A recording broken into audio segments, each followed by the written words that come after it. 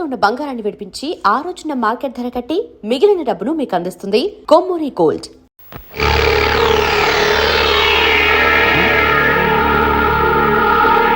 ఇంకో పార్ట్నరు అదేంటి ఇక్కడ కూకుని మొసలికి నీరు గరుస్తున్నావు? చూసావుగా నా కూతురు నన్ను నల్ల గుండెల్లో పొడి చేసిందయ్యా. ఆ బావని అంటే ఆ గోపిగాడి బాబుని ఈ మొసలికే వేసానయ్యా. అట్టగే ఆ గోపిగాడిని కూడా ఈ మొసలికి వేసి పారించానంటే నాకు పట్టిన శని ఎరగడైపోద్ది. మీ బావను బతికుండగానే మొసలికి వేసేసావా లేక సంపేసినాకేసేసావా? సంపేసినాకే. ఇదిగో పార్ట్నరు, నీ కోరికేదో నాకు అండర్స్టాండింగ్ అయిపోనాలి. ఆ హార్మోనియం పెట్టిగానే లేపియాలి. ఇక చూసుకొని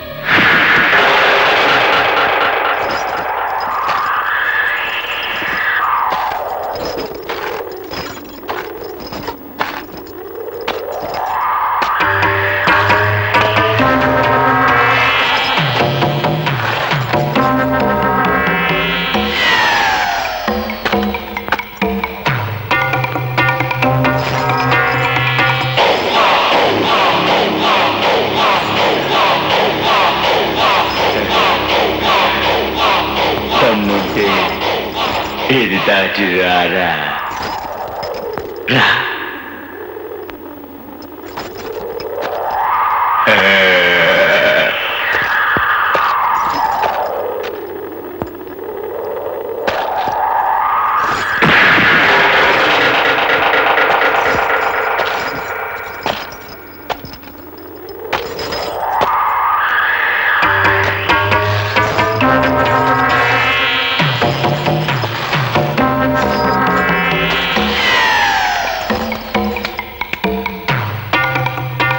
నా తడాక చూశావుగా,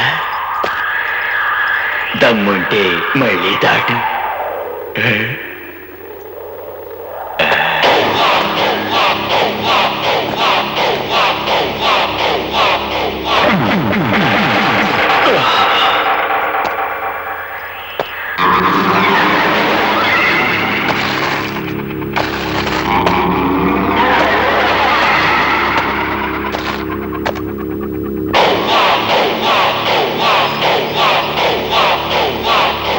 దమ్ముంటే నువ్వు దాట్రా.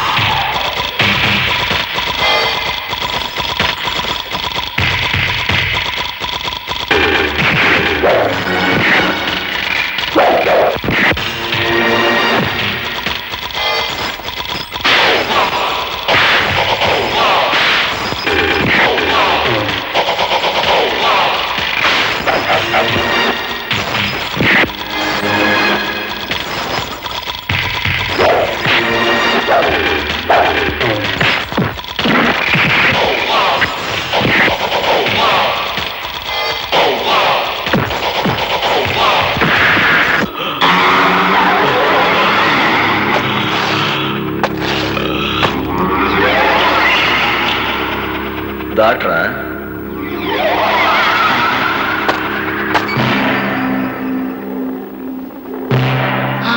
మూలము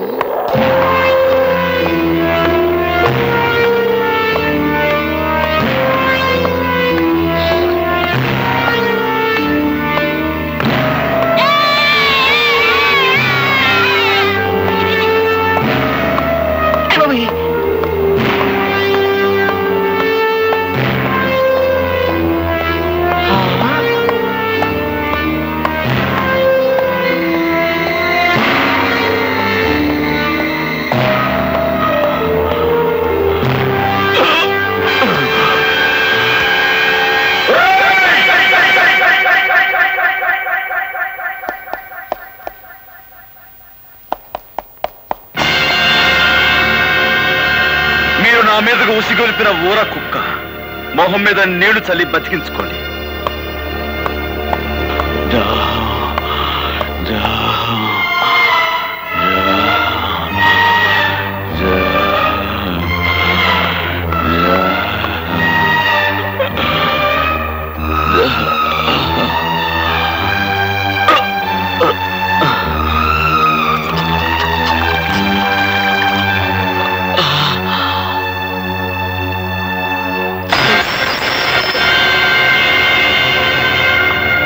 ఆముదాల అశ్రయ్యా, నువ్వు ఉత్తి సన్నాసివయ్యా. ఈడేదో పొడి చేస్తాడని తీసుకొచ్చావు. ఆ హార్మోని పెట్టిగాడు మన కళ్ళు ముందే ఈ నోరు తడిచేసి వెళ్ళిపోయాడు. భలే ఓరండి మీరు. మీదేదో గొప్ప కిమినెలి బెయిన్ అనుకున్నాను, కానీ నాకంటే సన్నాసి నాయలని అండర్స్టాండింగ్ అయిపోయినది. అసలు కథ నేను నడుపుతా, రండి. బాబు, పుణ్యం చేసుకున్న మీ కుడి పాదాన్ని ఆ పాపి పీకల మీద మోపండి. మోపండి, నేను చెబుతా. కసక్కన ఓ తొక్కు తొక్కండి. తొక్కండి, చెబుతా.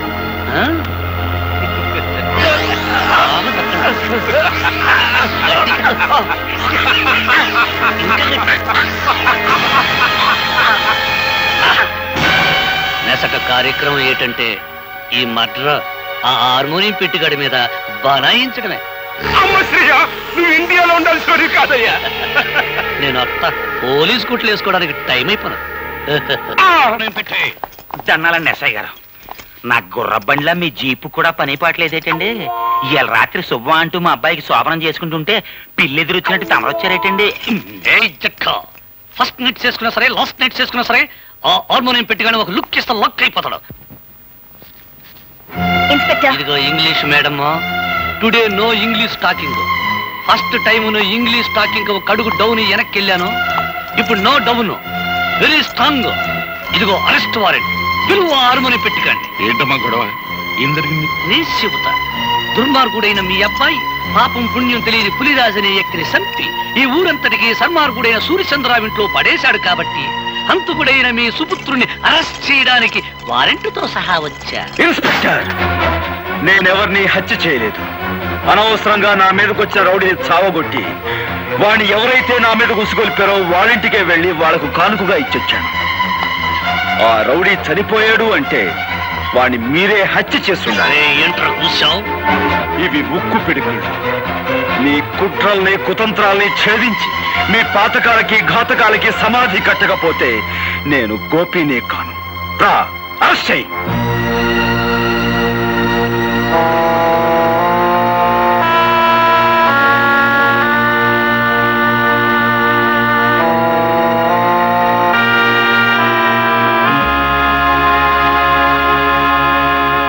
నీ భర్తను గురించి నువ్వు చెప్పిందంతా జాగ్రత్తగా విన్నానమ్మా. ఈ హత్య కేసులోంచి బయటపడాలి అని చెప్పేసంటే మీ తండ్రి సూర్యచంద్రరావు గాని ఎస్ఐ అసరే గాని ఈ హత్య మేమే చేసేమని చెప్పేసి వాళ్ళ నోటితో వాళ్ళకే చెప్పించి తీరాలి, అంతే. చూడమ్మా, నువ్వు చాలా ఇంటెలిజెంట్లే కనపడుతున్నావు. వాళ్లే మర్డరర్స్ అని ఎలాగో అర్థమైంది కదా. అంచేత నువ్వు చిన్న ప్లాన్ వేసి వాళ్ళ చేత ఈ హంతకులను తామేనని ఒక్క ముక్క నిజం చెప్పించు. ఆ తర్వాత కోర్టులో నేను దుమ్ము దులిపేస్తాను.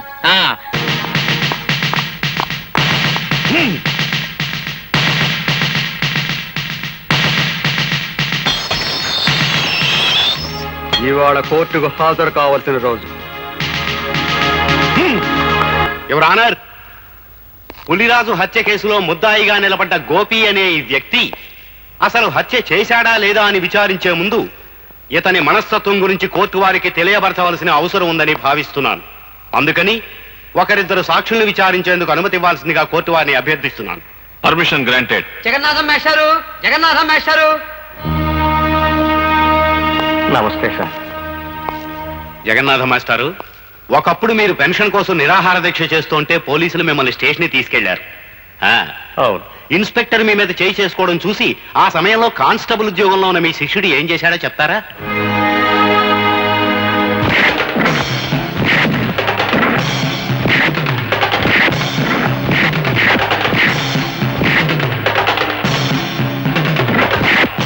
న్యాయానికి ఆ రోజు అతను చేసిన పని. ఆల్ రైట్, మీరు చెప్పింది చాలు, ఇక మీరు వెళ్ళొచ్చు. యువర్ ఆనర్, గోపికి ఉద్యోగం వచ్చింది అదే రోజు ఉదయం. కానీ తన పై అధికారి మీద చేయి చేసుకుని ఆ సాయంత్రమే తన ఉద్యోగాన్ని పోగొట్టుకున్నాడు. Please note that point. Your honour, jailer దుర్గారావుని ప్రశ్నించేందుకు పర్మిషన్ కోరుకుంటున్నాను. గ్రాంటెడ్.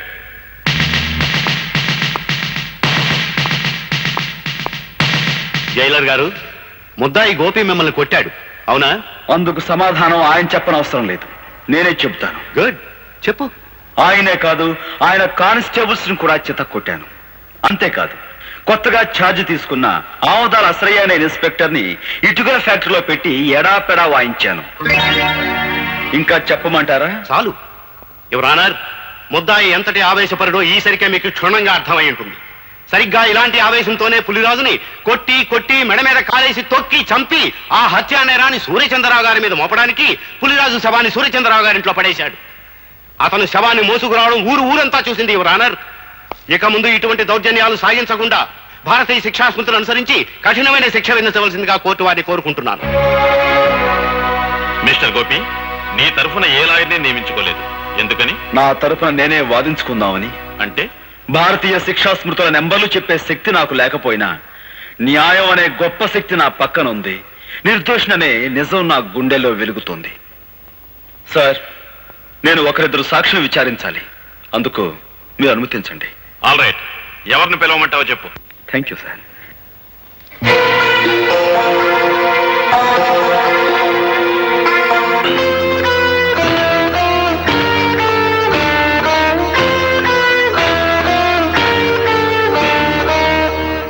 నువ్వేం ప్రశ్నించదలుచుకున్నావో ప్రశ్నించు. చూడండి సూర్యచంద్రరావు గారు, నేను ఆవేశపరునని తెలిసి మీ కూతుర్ని నాకెందుకు ఇచ్చారు? రామ రామ, నేను నీకు పిల్లనివ్వటం ఏంటయ్యా? ఊరంతా సోత్తండంగా నువ్వే దౌర్జన్యంగా నా కూతురు మెల్ల తాళి కట్టావు. ఆ సమయంలో ఊరంతా అక్కడికి రావాల్సిన అవసరం ఏమొచ్చింది? అవసరం ఏమొచ్చిందా? నీకు బాగా బడితి పూజ చేయిద్దామని మేమే వాళ్ళు అక్కడికి రప్పించాం. Correct sir. అయ్య బాబు జడ్జి గారు, నా మీద ఏదో ఒకటి రాసేసుకోకండి. ఊరన్నాక కచ్చలు కార్పణ్యాలు ఈరోధాలు ఉండటం సహజం. అట్టయ్యా అతనికి నాకు ఈరోధం ఉంది, తప్ప అండి? థ్యాంక్స్ సూర్యచంద్రరావు గారు, నాకు మీకు విరోధం ఉందన్న సంగతి స్వయంగా మీరే అంగీకరించారు. ఇక మీరు వెళ్ళొచ్చు.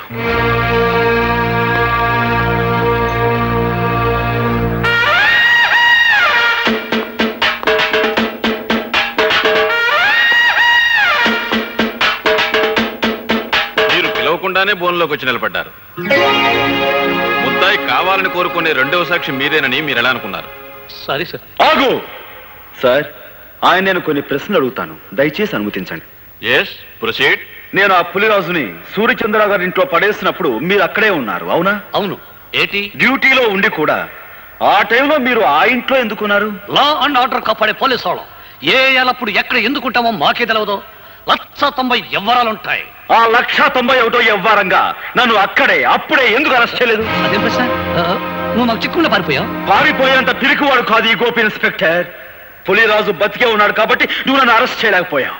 నేను వెళ్ళిన తర్వాత నువ్వు సూర్యచంద్రరావు కలిసి ఆ పులిరాజుని హత్య చేశారు. అబద్ధం. నువ్వు నిజం చెప్తావని నిన్ను బోనెక్కించలేదు. నువ్వు చెప్పేదంతా జడ్జి గారు నమ్ముతారని కూడా నేను అనుకోవటం లేదు. నీ మాటలకి చేతలకి ఎక్కడ పొంతన లేదనే విషయం జడ్జి గారు గుర్తిస్తే చాలు. ఇక నువ్వు వెళ్ళొచ్చు. మిస్టర్ గోపి, నీకు ఆ సూర్యచంద్రరావు గారికి మధ్య శత్రుత్వం ఉందని, అసలే గారి మాటలకి చేతలకి పొంతన లేదని నిరూపించినంత మాత్రాన వాళ్ళు నేరస్తులైపోరు. ఏదైనా జరిగితే అది జరిగిందని సాక్ష్యం ఉండాలి. నేనే హత్య చేశానని, ఆ హంతకు నేనే అని చెప్పే సాక్షులు ఎవరున్నారు? నువ్వు పులిరాజు శవాన్ని మోసుకొస్తుండగా ఊరంతా చూసి పులిరాజు శవాన్ని కాదు, స్పృహ తప్పిపోయిన పులిరాజు. నువ్వు గట్టిగా వాదించినంత మాత్రాన లాభం లేదు. పులిరాజు బ్రతికే ఉన్నాడని సాక్ష్యం కావాలి. ఆ పులిరాజుతో నేను పాండవుల మెట దగ్గర పోట్లాడిన మాట నిజం. అతని బాగా చితకతన్ని ఏ సూర్యచంద్రరావు అయితే నా మీదగా అతను ఉసిగొలిపాడో ఆ సూర్యచంద్రరావు ఇంట్లో అతన్ని పడేశాను. ఆ మాట నిజం. నేను తిరిగి వెళుతుండగా పులిరాజు దాహం అని అరిచాడు. అక్కడున్న సూర్యచంద్రరావు గాని అశ్రయ్ గాని అతని గొంతులో నీళ్లు పోస్తారన్న నమ్మకం నాకు లేక నేనే వెళ్ళి అక్కడున్న జగ్గు తీసుకుని అతని నీళ్లు పట్టించాను. అతను తాగాడు.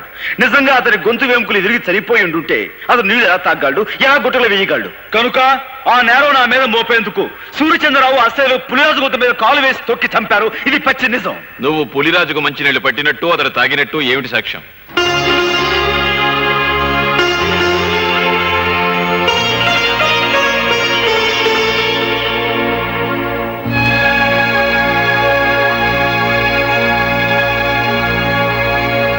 నువ్వు చెప్పేదానికి సాక్ష్యం ఏదైనా ఉంటే చెప్పు.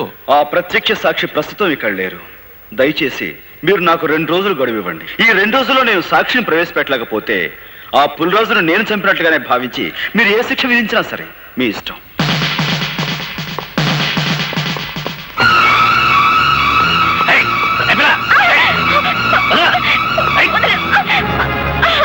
ప్రత్యక్ష సాక్షి ఎవరో కాదు, మీ నాయనమ్మ. ఆవిడని ఎలాగైనా సరే ఒప్పించి కోర్టుకు తీసుకురా.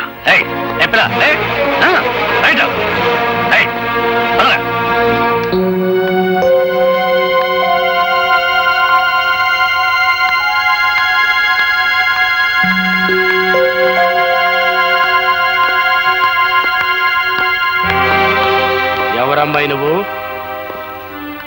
గోపి గారి భార్యని. ఈ ఇంట్లోకి అడుగు పెట్టడం అంటే మంగళసూత్రాన్ని తెంపుకోవడానికి సిద్ధపడ్డట్టే లెక్క. ఈ ఇంట్లో చాలా మంగళసూత్రాలు తెంచబడ్డాయని తెలుసు. ఆ కీడు నాకు తగలకూడదనే మంగళ గౌరి వ్రతం చేసుకుంటున్నాను. ఆ వ్రతానికి ముత్తైదువులు పిలవడానికి వచ్చాను. ముత్తైదువులా? నీ వ్రతానికి రాదగ్గ ముత్తైదువులు ఎవరు ఈ ఇంట్లో లేరే? ముత్తైదువుగా పసుపు కుంకాలకి దూరమైన, మమకారానికి మానవత్వానికి దూరం కాని పుణ్యాత్ములున్నారు. వాళ్ళు ముత్తైదుల కంటే గొప్పవాళ్ళు. నానమ్మా, ఇవాళ సాయంత్రం వ్రతం చేసుకుంటున్నాను. నువ్వు తప్పకుండా రావాలి.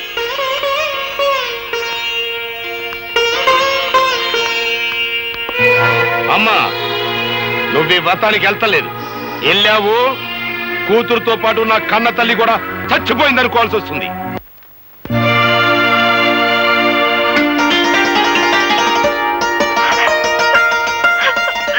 నానమ్మా,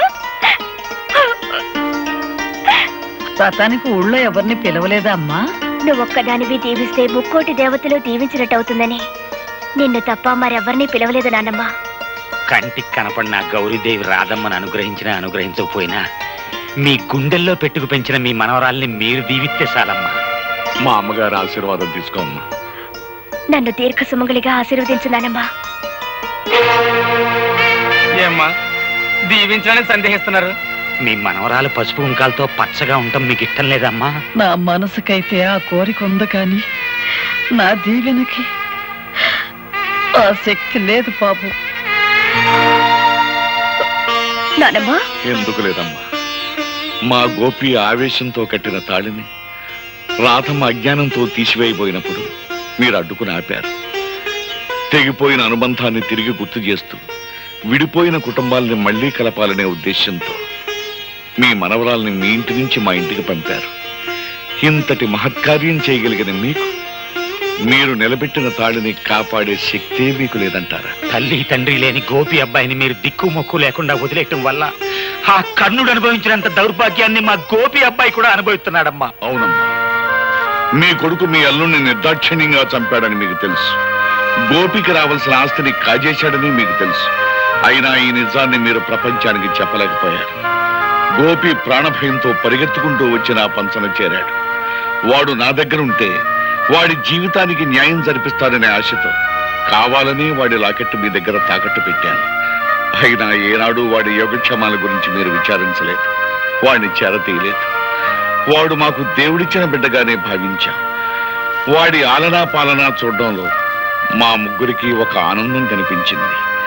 ఆ ఆనందంలోనే మాకు పెళ్లిళ్లు కావాలని, మాకు బిడ్డలుండాలనే మాటే మర్చిపోయి ఇన్నేళ్లు గడిపేశాం. ఇంకో నిజం కూడా మీకు చెప్పాలమ్మా. చిన్నప్పటి నుంచి గోపి అబ్బాయికి తనెవరో, తనకి జరిగిన అన్యాయం ఏంటో, తనకు రావాల్సిన ఆస్తిని ఎవరు అనుభవిస్తున్నారో అంతా తెలుసమ్మా. అయినా ఏనాడు వాటి గురించి ఆశపడలేదు, బాధపడలేదు. మరంత గొప్ప మనిషికి ఉత్తి పుణ్యానికి ఉరిశిచ్చపడితే మీ మనవరాలు విధవరాలైపోద్ది. అప్పుడే రాధమ్మ తల్లి పసుపు కుంకాలు ఎలా సరిపోయాలో, తాళిబొట్టు ఎలా తెంచాలో బ్రహ్మచార్యత్వం మాకు తెలియదమ్మా. ఆ తతంగం అంతా మీరే దగ్గరుండి జరిపించాలి. వీళ్ళ నుంచి మానవత్వాన్ని నేర్చుకున్న మనిషిగా రేపు నేను కోర్టులో చెప్పబోయే నిజమే ఈ మాంగళ్యాన్ని నిలబెడుతుందమ్మా.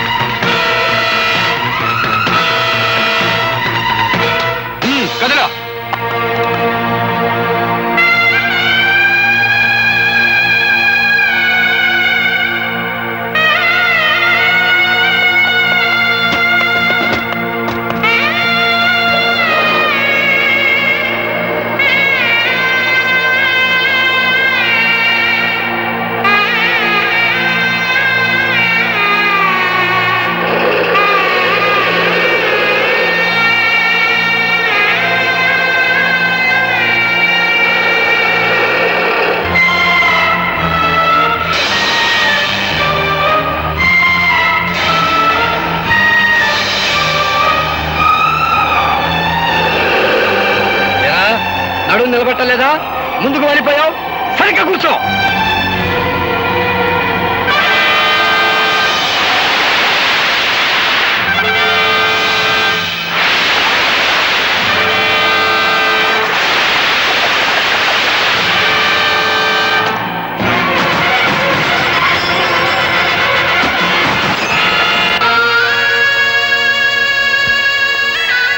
అమ్మా, ఇప్పటికే చాలా ఆలస్యమైపోయింది.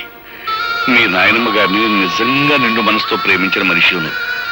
నీ చేతుల మీదుగానే ఈ పని కూడా పూర్తి చేయి. ఆయన తప్పకుండా వస్తారు, ఆ నమ్మకం నాకుందండి. ఆ నమ్మకం నీకుంటే చేతగాని వాళ్ళ చేతులు కట్టుకుని నా ఎదురుగా నిల్చోవటం దేనికి? వెంటనే మన బలగాన్ని తీసుకుని శ్మశానానికి వెళ్ళు. ఆ గోపిని పట్టుకో. Yes sir.